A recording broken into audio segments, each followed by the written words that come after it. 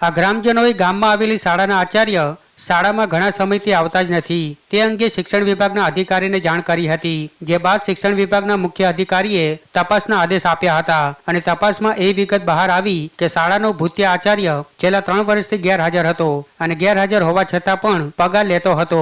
ગેરહાજર હોવા છતાં પણ પગાર લેતા આ ભૂતિયા આચાર્યનું નામ સિકંદર કુરેશી છે, જે સુરેન્દ્રનગર જિલ્લાના ભવાનીગઢ ગામની સરકારી માધ્યમિક શાળામાં આચાર્ય તરીકે ફરજ બજાવતો હતો. ત્યારે આખરે ગ્રામજનોની રજૂઆત બાદ સુરેન્દ્રનગર શિક્ષણ વિભાગ દ્વારા ભૂતિયા આચાર્ય સામે અંતે કાર્યવાહી કરવામાં આવી છે અને ભૂતિયા આચાર્ય સિકંદર કુરેશીની તાત્કાલિક બદલી કરી આચાર્ય તરીકેથી હટાવવામાં આવ્યા છે.